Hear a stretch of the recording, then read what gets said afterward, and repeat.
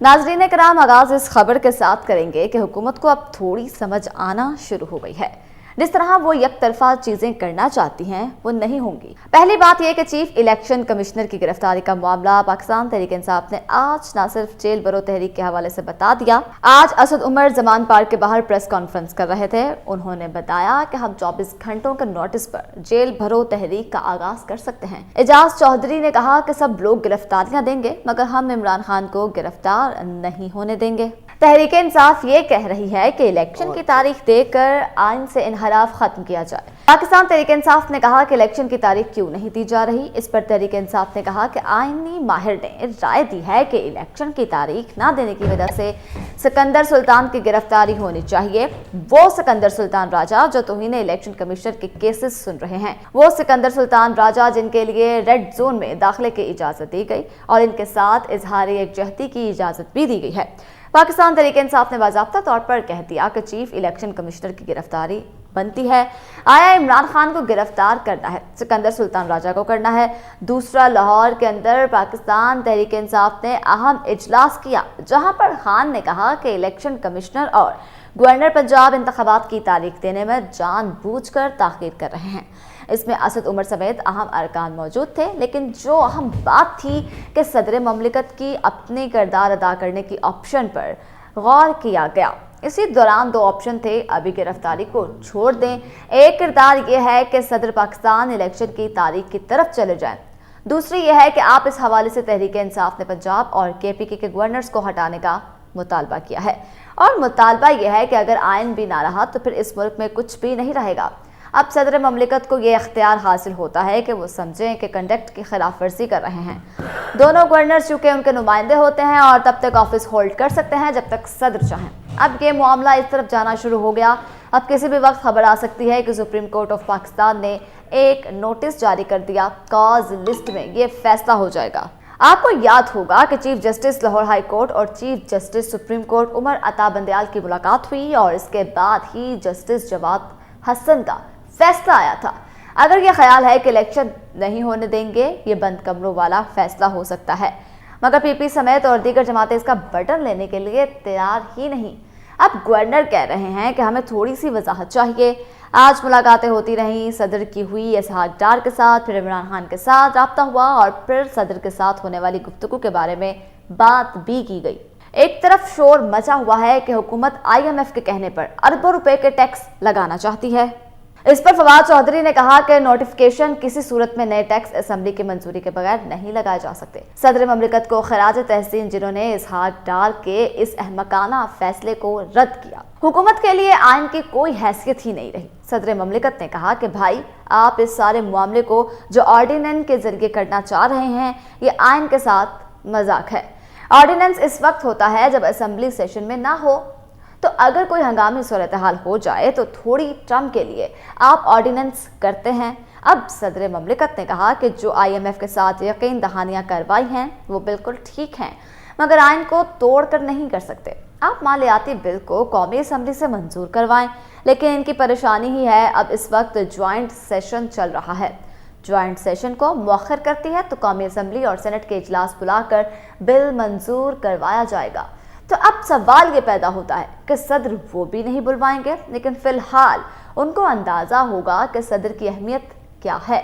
उनकी परेशानी का आलम यह है कि आज स्टॉक एक्सचेंज 100 इंडेक्स 500 पॉइंट के साथ ज़्यादा गिरी है, जबकि फिच रेटिंग एजेंसी ने भी एक अहम रेटिंग दे दी है। फिच ने पाकिस्तान की क्रेडिट रेटिंग मजीद कम करके CCC मनफी कर दी है। आप अंदाज़ा लगा लें कि सूरत हाल क्या है कि CCC+ थी मगर अब माइनस कर दिया गया और इसमें कहा गया कि जो फिच ने बयान दिया है उस पर पाकिस्तान की गैर मुल्की करेंसी में लंबे अरसे में रिटर्निंग गिरा दी गई है। अब मुमकिन तौर पर मजीद मुश्किलात का सामना होगा। ज़र मुबादला के ज़खायर में खतरनाक हद तक कमी है, वो इस तनज़्ज़ुली की एक वजह है। वो हमें बताया गया था कि हम डॉलर को कंट्रोल कर लेंगे। IMF के साथ बेल आउट पैकेज की बहाली के लिए वर्चुअल मुआहदे होने से पहले ही हुकूमत पाकिस्तान ने अपने अवाम को महंगाई के सुनामियों की जानिब पे धरती के साथ धकेलने का सिलसिला शुरू कर दिया।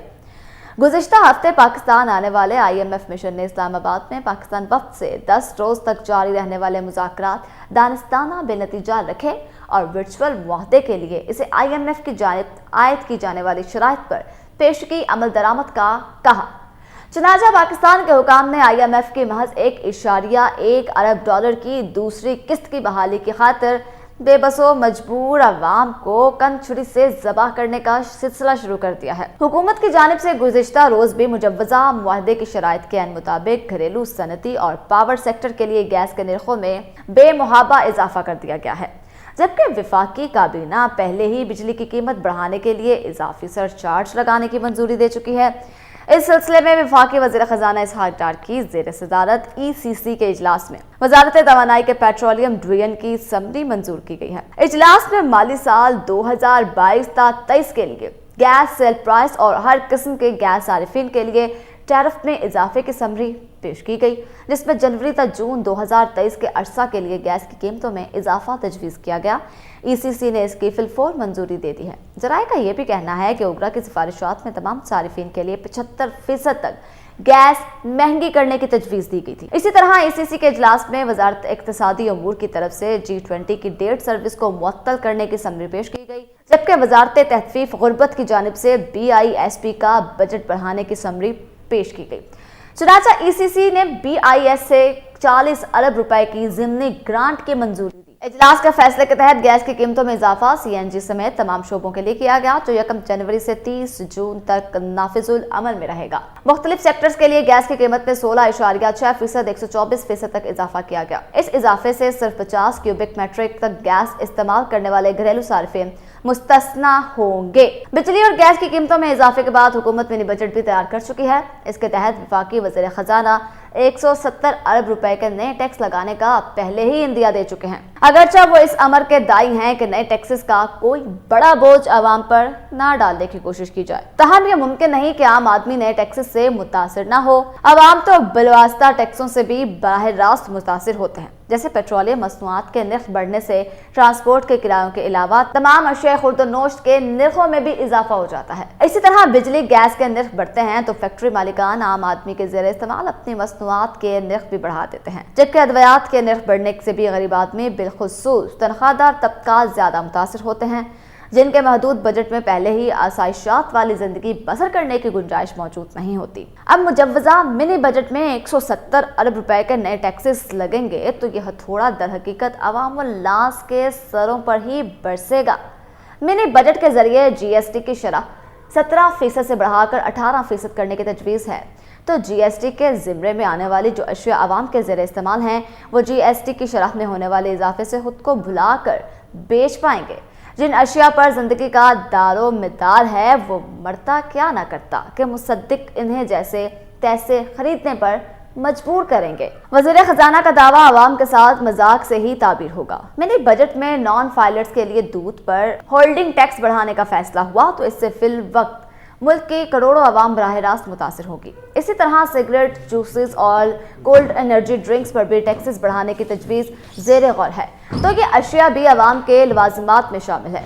इसलिए हाथ घुमाकर कान पकड़ने से बेहतर है आप सीधे हाथ कान पकड़ें और आवाम को सुहाने सपने दिखाकर गुमराह करने की हरगिज़ कोशिश ना करें। आवाम तो हुक्मरानों की इस मजबूरी से भी आगाह होना चाहते हैं जो इन्हें गुज़िश्ता 60-65 साल से IMF के कर्ज के हसूल के हवाले से लाहक है। अगर मुईशत की बहाली के नाम पर IMF से कर्ज दर कर्ज लेने के बावजूद कौमी मुईशत का बेड़ा गर्क हो रहा है तो आवाम ये सोचने में हक बजानिब है कि IMF के कर्जे किस मद में इस्तेमाल हो रहे हैं।